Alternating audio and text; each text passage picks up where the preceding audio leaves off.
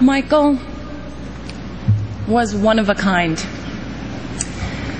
I was thinking back to when we met and the many times that we spent together.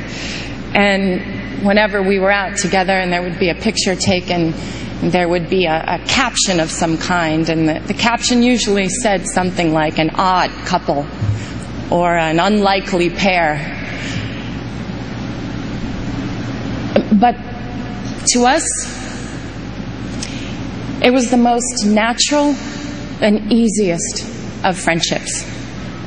I was 13 when we met, and from that day on, our friendship grew.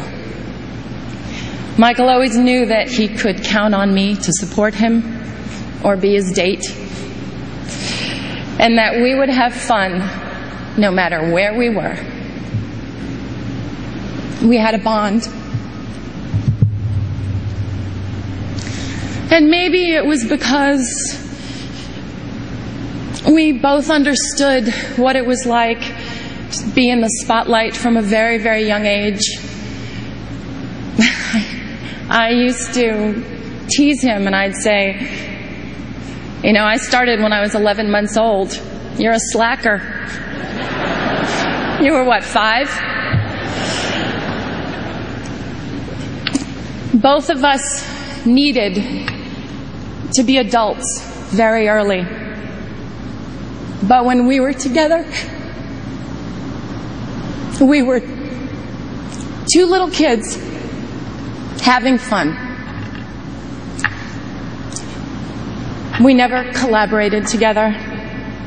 We never performed together or danced on the same stage, although he did try in vain one night to unsuccessfully teach me the moonwalk. And he just basically just shook his head and crossed his arms at my attempt. We never filmed a video or recorded a song, but what we did do was laugh. It was always a competition to see who could make the other one laugh more or be sillier. Michael loved to laugh. His heart would just burst out of him when he was laughing. He adored it when I did silly imitations or told him stories about my life. MJ's laugh was the sweetest and purest laugh of anyone's I had ever known. His sense of humor was delightful, and he was very mischievous. I remember it was the night before Elizabeth Taylor's wedding, and he had called me prior and asked if I would join him. He didn't want to be alone for all the festivities. And it was the night before the big day, and Michael and I tried to sneak in to get the first peek of the dress. And we were just giggling like crazy, and we almost passed out in hysterics when we realized that Elizabeth was actually asleep in the bed. We thought she was in an entirely different room. And we had to laugh and sneak out. Then at the point of the wedding, when there was the first dance, basically we had to joke that we were the mother and father of the bride. Yes, it may have seemed very odd to the outside, but we made it fun and we made it real. When he started wearing the glove, I was like, what's up with the glove? I was like, look, if you're going to hold my hand, it better be the non-gloved one, because sequins really hurt me.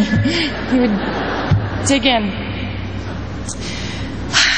He'd just shake his head and he would just smile. He loved to be teased.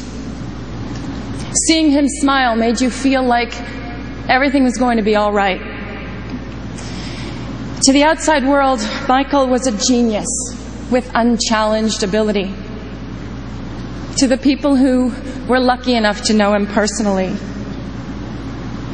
he was caring and funny, honest, pure, non-jaded, and he was a lover of life. He cared so deeply for his family and his friends and his fans.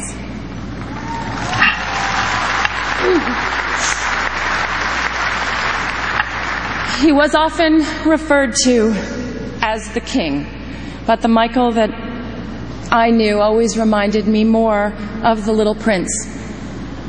Thinking of him now, I'd like to share a passage from the book. What moves me so deeply about this sleeping prince is his loyalty to a flower. The image of a rose shining within him like the flame within a lamp, even when he's asleep. And I realized he was even more fragile than I had thought.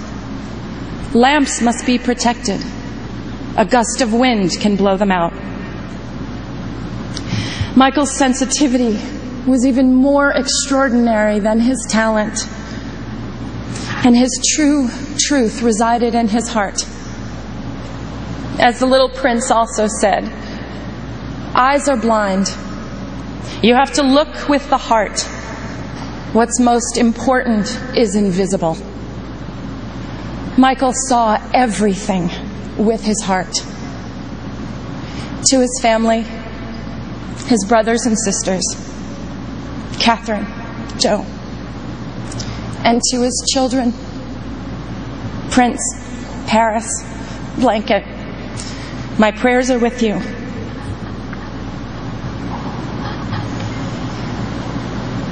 Michael's favorite song was not one of the countless masterpieces that he gave us, but it was a song that Charlie Chaplin wrote for the movie Modern Times.